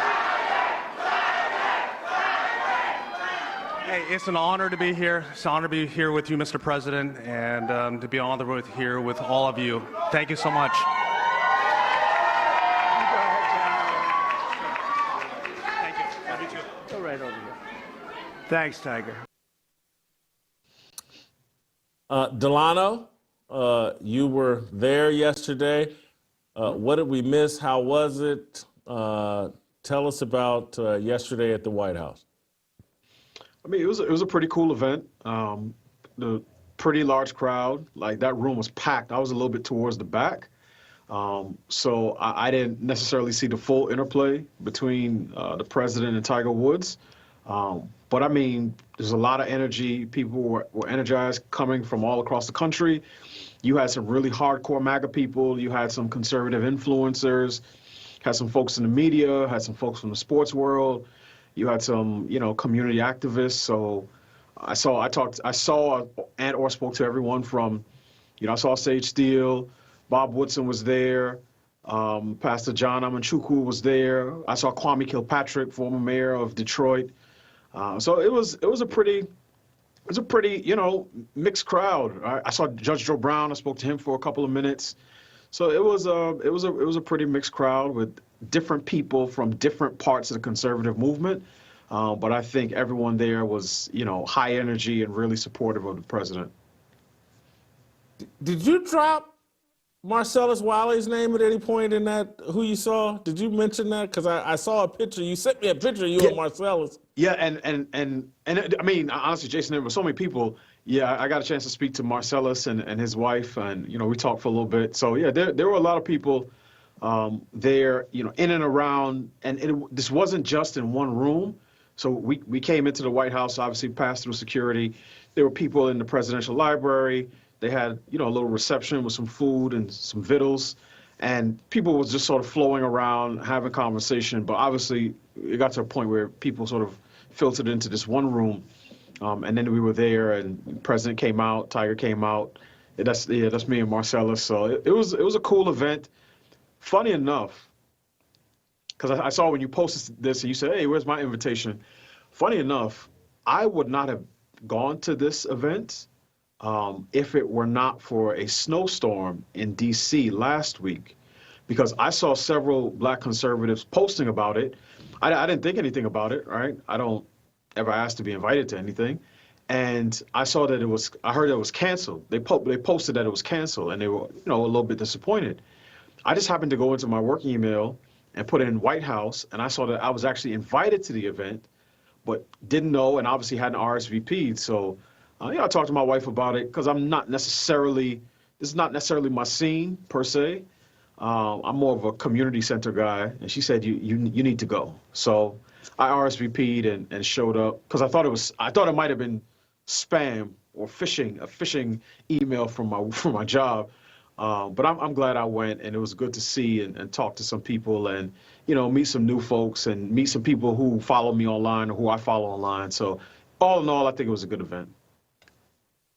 Yeah, the event a week ago or 10 days ago, Shamika was scheduled to go and was going to represent Fearless, and it got canceled, obviously, weather related, and then she had the flu and wasn't able to go. And that's why I was so thrilled to see that you were there, and I was glad that you and Marcellus got to connect. And then I saw the pictures floating around on the internet, and, it looked like a wonderful, wonderful, positive celebration. Not everyone saw it that way, of course, Delano. And so I know Roly Martin and others were taking pot shots, but I want to play a clip from, and because somewhat I'm reluctant to play the clip from Bishop Talbot Swan, because he seems like such a psyop. He seems like such a caricature that was created by someone in the Matrix. But anyway, here's Bishop Talbot Swan calling everyone coons.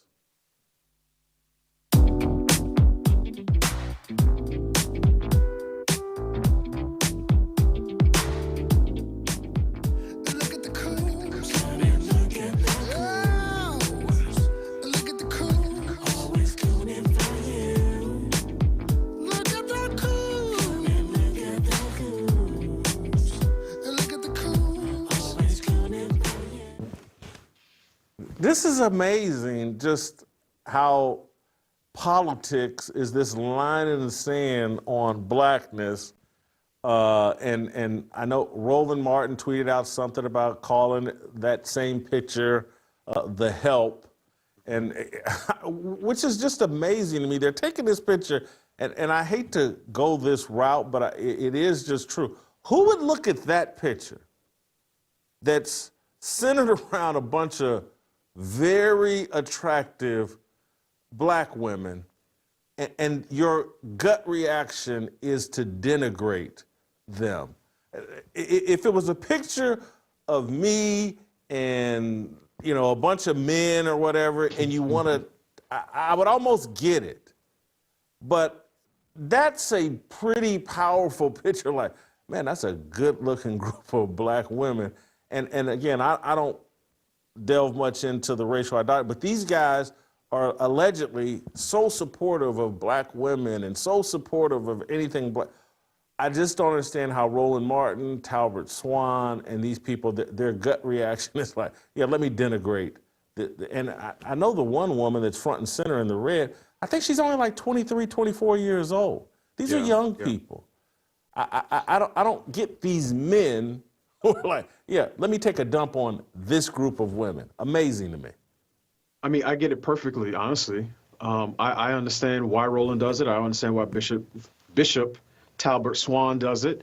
And the reason is simple. These guys are blue before they're black, right? These guys talk a good game about racial solidarity and also this, you know, everything else that they say around race. But Roland Martin is a cupbearer for the Democrat Party, all right? And he has been for a while. And I saw that tweet that he sent out about the help, and I quote tweeted it with the video of him dancing for Hillary Clinton when he interviewed her during the 2016 election, right? And I told you I don't need no music to be dancing. I said, man, so my thing, and I said to him, you dance for white liberals and vote like a black feminist. Nobody in this room cares what you have to say, but I want people to understand this, because Roland Martin assumes he's speaking to the people in that room, right? Sharice Lane, who you mentioned, who had on the red, people like me, people like Marcellus, John Amachuku, you know, he thinks that he's talking to us. But really, the impact of what he's doing is speaking to the people who may agree with us, but are not to the point where they can have that agreement publicly. And this is the way speech policing always works. It's the same thing that the left has been doing to Justice Clarence Thomas for 30 plus years, right? They call him a coon and a seller and an Uncle Tom and all this other stuff. And it's to him, but it's for us. It's for the generation that's coming after him to say, if you get out of line, if you become a disobedient Negro, if you refuse to vocally support the Democratic Party, we will cancel your black card. We will call you all sorts of names. We will make it so that it's difficult for you to meet somebody on the dating market. We'll cause division in your home. We want to cause contention among your family. And we're telling you that it's not worth it. So it's better for you to stay safely here in the 90% than to consider voting for a different party, even as this party has moved far to the left, to the point where grandma, who goes to church 3 times a week, thinks she's voting for a 1964 civil rights agenda, when really what she's voting for is to trans the kids and abort the babies. So I get why Roland does it. I mean, yes, did he get paid by the Harris campaign? Yes, he did. But he's so down bad that I think he would do this for free, because this is, Jason, I can't think of another phenomenon in all of American society where you can get 90% of any significantly large people group to do anything on a consistent basis. And that's what we do every 4 years when it comes to the polls. 90% of black folk, whether they are atheists, communists, churchgoers, pastors, athletes, right, traditional men, transgender, non-binary, everybody's voting for the same party. And one of the ways that you do that is both to establish what you believe to be a value, and then you police it with intense ferocity whenever you see someone getting ready to violate it. The thing I like about MAGA, and I think this happened in front of you all's group, did Trump announce this Pfizer CEO and he got booed? And this is what I like about MAGA, to be honest with you, is like, oh, they're gonna keep it real. You can invite us to the White House, we're gonna take all these pictures, but you bring out one of these Pfizer people or someone we don't like, we're gonna let you know. And I want to play this clip, and then I want you to describe if you were as shocked as I was or as pleased as I was to see this reaction. Let's play the clip. We also have the head of Pfizer here, so I want to thank him. One of the great people, one of the great businessmen. Thank you, Albert. Thank you. Thank you very much. Thank you very much. I want to congratulate our newly... Could you ever imagine that happening on the left? That Barack Obama or Joe Biden's got a group of his supporters in a room, and that group would boo something he did to his face. Again, everybody black that's MAGA is supposed to be just a sheep and just a follower and have no thoughts of their own, and the whole MAGA is supposed to be that. But someone shows up we don't like, someone promoting the vaccine, and now we're gonna boo you, Trump. I found this impressive. I think to answer your question, the only scenario where I can see that happening for Biden, Harris, Obama, is if it was, is if he was speaking in front of a group of pro-Palestinian, lefties, and they brought up someone from Israel, and they said, something about protecting Benjamin Israel. Netanyahu's here. Correct. Then I can see Yes. it. Other than that, it's not happening. And honestly, Jason, I was towards the back. So when I heard Pfizer, I said, "Was Trump joking?" Because I couldn't see the person that he was referring to, and even the camera doesn't pan to him. And the boos were actually louder than what the camera picked up, at least from my perch. And I was laughing. People around me were laughing because I'm not sure if Trump was trolling or if he just wanted to make it hard on this guy.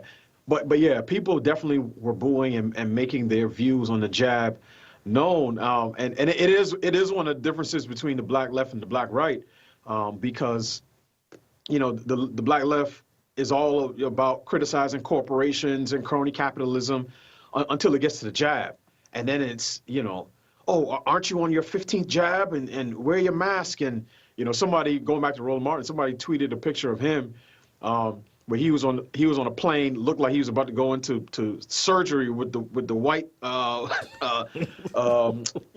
white suit on, the white surgical suit on. He got the mask. I'm not sure if it said "vote like a black woman," but seeing that reaction actually did tickle me a little bit, because people did not hold back on the head of Pfizer. So I'm assuming that for next year's celebration, they won't bring that person back.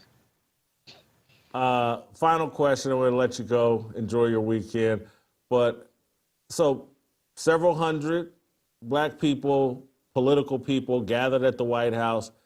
Was anybody wearing a mask? Because that might be the largest gathering of black political people with no one perhaps wearing a mask that maybe we've had since 2020. Were there any black MAGA folks that wore a mask? Did you see any masks yesterday? No, I didn't see anyone, yelling at other people for not being 6 feet away. So, no, this is, and honestly, I think this is part of the appeal of President Trump, right? It's that type of energy. And even like the people who are either pro-Trump, pro-MAGA, who are in the hood, right? One of my best friends drives a bus for the MTA in New York City, and he sent us a picture a couple years back with his MAGA hat on in the bus depot. It's this almost a sense of fearlessness, right? Like we're not afraid of the things that the left is saying. We're not afraid to live our lives. We're not afraid to be around our family. We're not afraid to party, go to house parties, in 2020 and 2021, and we just refuse to live a life of fear. And I think we need a healthy injection of that in our society, generally speaking, and definitely in the black community, because it's clear that one of the left's tactics, as it relates to dealing with us as a group of people, is to use fear to say, if you vote for Trump, he's going to cancel Black History Month. He's going to put y'all back in chains. He's going to bring back slavery. And this crowd yesterday wasn't having any of it. Delano, thank you. Enjoy Jason. your weekend. We got to keep it moving. We got to wrap up the week, wrap up the show by giving someone $100 in Bitcoin. We're going to play some Listen or Lose. Next.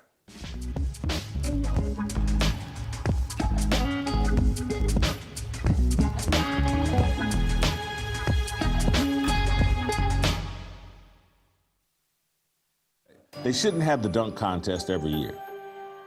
And so they should have it once a year. Once every 4 years, I'm sorry.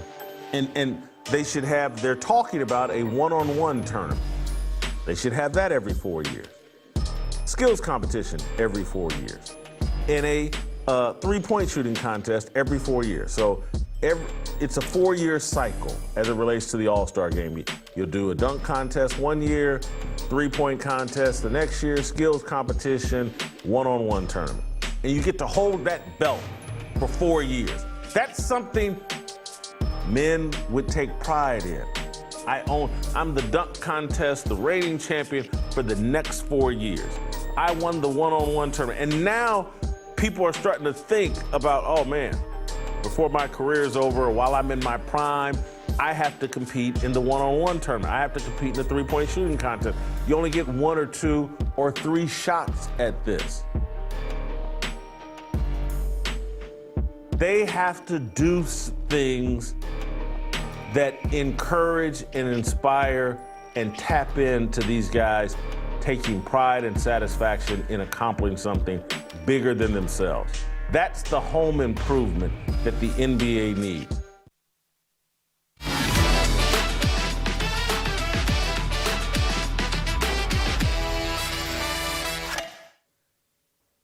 All right, welcome back.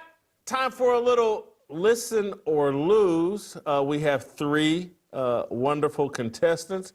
We've overdosed on women here, or not overdosed, but we got 2 female contestants willing to take on Johnny, our defending champion. Vivica Williams, Holly M., and Johnny Washington. Welcome to the show. Can we get these guys on screen? And Butter. Woo! Oh, wow. This is like the White House deal. We got nothing but beautiful black women on the show, Butter. This is going to be awesome. This is going to be fantastic. You know, Dee's probably watching. Now, I want to mention last week, you know, Dee, Tim Worley is her ex-husband. Yes. I want to make sure we want to clarify that. It's her ex-husband, and Dee's Twitter profile, I think it's Dee Worley at the. Anyway, Johnny, welcome back. Jason, I was listening to these folks talk a little earlier as we were getting ready for this. Very, very smart intellectual group. Oh, wow. Very on point. Looking for that. I'm not big on intelligence when it comes to it. That's why I'm here. Yeah, I know. That's why you're here. Anyway, let's get to the questions. No, not John. I got the wrong order here. Vivica. Vivica is first. Oh, I'm first? Vivica? Yes, ma'am. Here we go. Okay. All right, let's do this. Butter, you got to read the question. I know. Good luck, Vivica. Which Thank two you. political figures, you got it, which 2 political figures did Dr. Umar say couldn't normalize the LGBTQ agenda in the black community? Was it A, George Bush and Donald Trump, B, Big Mike and Joe Biden, C, Tim Walz and Kamala Harris, or D, Diddy and Kanye? Vivica? I'm here. I'm here. Wait. You need a lifeline already, Vivica? No, On a friend? Wait, can you read the question again? Which I'm two sorry. political figures did Dr. Umar say could not normalize the LGBT agenda in the black community? Was it A, George Bush and Donald Trump, B, Big Mike and Joe Biden, C, Tim Walz and Kamala Harris, or D, Diddy and Kanye? Oh shoot. I'm gonna go with B. It's George Bush and Donald Trump. You went with. Yeah. All right. All right, Vivica, there's always next time. Next. Jason, keep an eye on me in these answers. I might need some help. All right, here we go. Which characters from The Wire did Jason say C, Prez and Bubbles, or D, Kima and Omar? Vivica, don't miss this question. It's a Wire question. It's my favorite show of all time. I know, but the pressure is on, Jason. Okay. All right. Yep. Wait. Go back. I'm. We're gonna be here all day with Vivica. Long form. Huh? What? Huh? Wait a minute. Anyway, you're warm. Continue. I'm gonna try to help you out. You're warm. Okay. You got 3 seconds. Prez and Bubble. C. Ooh, wrong. It's Kima and Omar. Omar was the gay character you referenced. Oh boy. You got it. This is like me taking the SAT. This is what happened to me. You just C. I'm nervous. After that, these people are very brilliant, Jason. They're very intellectual. Vivica, you're up next. Anyway. Next. I'm in the back. All right, 3 in a row. Let's go. Number 3. Jason said he didn't want to live in a world where blank was in better shape? Was it A, Cletus Klump, B, Dank the Tank Demos, C, Jonah Hill, or D, Lizzo? Lizzo, D. Yes, sir. Yes, ma'am. We got one right. We got a winner. All right, number 4. Jason said there was a time in his life when he thought that the key to happiness was A, McDonald's double filet of fish, B, a winning trifecta, C, lack of responsibility, or D, open invite to the Playboy Mansion. Come on, Vivica. C. He said C, but I really do believe that he meant A. Right. Oh, she's taking pot shots. She's got some help. Someone's helping her. I hear someone in the background. She's got a lifeline. Listen, I don't have Yes, a lifeline. she is. Yeah. Somebody's in her Somebody's ear. in her ear. I like No, it. Is that no, Shannon one's in Sharp my I ear. hear in the background? Who? All right, next. Shannon Sharp. Anyway, No, next. sir. Go ahead. Absolutely not. Here we go, last one. Steve Kim said the only doctor that could fix the NBA was A, Dr. Detroit, B, Dr. Kevorkian, C, Dr. Fauci, or D, Dr. J. B, Dr. Kevorkian. She finished strong. I heard a man about. I got a man now. She got two people helping got her. a gallery back there. Hey, that was not somebody in You my got a purpose. panel. That's Holly talking. Yes, that's me talking. I'm sorry, I'm not on mute. Oh, yeah, that's true. Oh. That's true. I'm sorry. All right, Vivica's got 3. I should get one more question, sir. Well, you got 3 right. We're moving to Holly. Holly's trying to throw distractions. Here we go, Holly. Exactly. All right. Butter. All right, Ollie. Jason said that Serena Williams' latest text regarding Super Bowl sea-walking exposed her A, dancing skills, B, confidence, C, marital bliss, or D, insecurity. D, insecurity. 1 for 1. Holly, off to a great start. Next. Number 2. Jason said he would deny a Hollywood Bowl invitation to play the role of Jesus because A, he's too fat, B, he lacks long hair, C, too sexy, or D, he's too tall. It's gonna be A, he's too fat. Ooh, they coming at you, They Jay. just taking shots. McDonald's fish fillet, too fat. She got it right. Next. Steve Kim said fighting in hockey accomplishes blank. Was it A, determining future Jake Paul opponent, B, chicks dig fights, C, self-policing, or D, great content for a YouTube channel? C, self-policing. Uh-oh. We got somebody that's watching the show. Next. Jason, keep an eye on me here. I need you here. Jason asked John Root if Chris Cluey was A, the gay Pat McAfee, B, Stephen A. Smith's vice president, C, the straight Don Lemon, or D, the white Kevin Durant? It's gonna be A, the gay Pat McAfee. Oh, we got someone watching the show. She's 4 for 4. Let's go number 5. Let's see if she can get this nailed perfect. TJ Moe mentioned a song while discussing Lamar Jackson with Jason. Name that song. Was it A, One Dance, B, The Eye of the Tiger, C, All of the Lights, or D, Holla Back Girl? Ain't no holla back, girl. It's gonna be C, All of the Lights. Woo! Wow. Got all steamy up in here. She 5 put for the 5. pressure on Johnny. Yeah, we might have Johnny's the our Thunder returning lightning champion. round. Yeah, Johnny's the returning champion. He participates in my Bible study. I feel very confident here. He's calm. Look at him. Yeah. He knows what's up. All right. Johnny, you're on the clock. Let's go, Butter.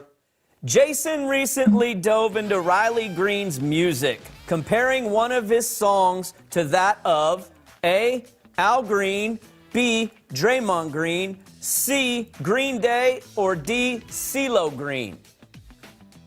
A, Al Green. Al Green. Reverend Al Green. There we go. God Number Bless 2. Our Love is one of my favorite songs by Al Green. I seen you Johnny, singing Riley. share that with your wife. Yeah. Anyway. Got it rolling. Next. Jason said LeBron James for years has been eating off the plate of A, Jason Whitlock, B, Michael Jordan, C, Christians, or D, Diddy? Johnny? Ooh. Christians. C. There you go. I was going to say, how you going to miss that? Everybody eats off Jesus Christ plate. Next. YMCA. There we go. Next. Jason compared himself to which famous Paul? Was it A, Paul Revere, B, RuPaul? No.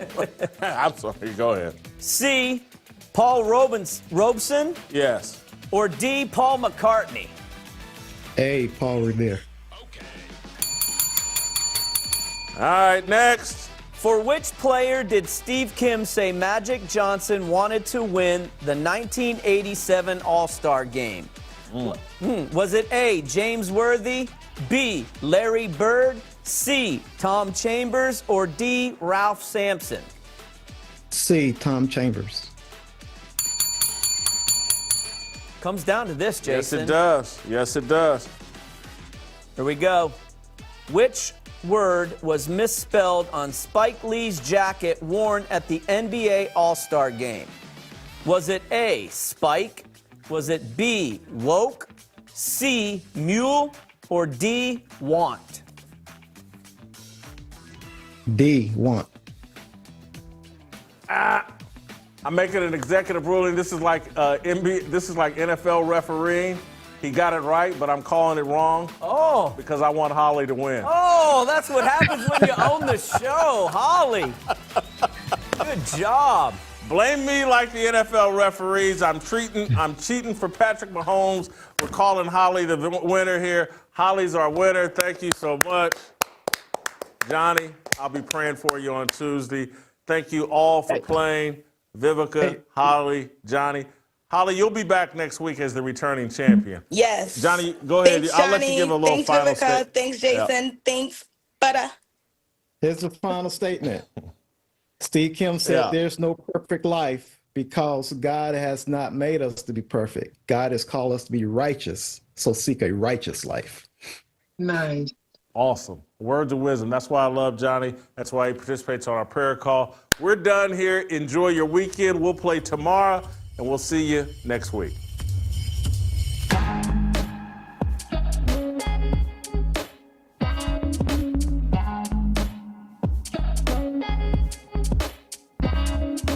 Waiting for the countdown, coming off the breakdown, standing in line for freedom. Looking for a breakout, feeling like a standoff, nothing in life like freedom. Came in like a fighter, striking like a ladder, making all those moves for freedom. I want freedom. No negotiation, my sister, no relation. We all just wanna have freedom. Sitting on a corner, never been alone. I'm breaking my back for freedom. Blessed, we are living, get back. We are receiving, all deceiving. We all wanna be free. We want freedom. I wanna be. I just want.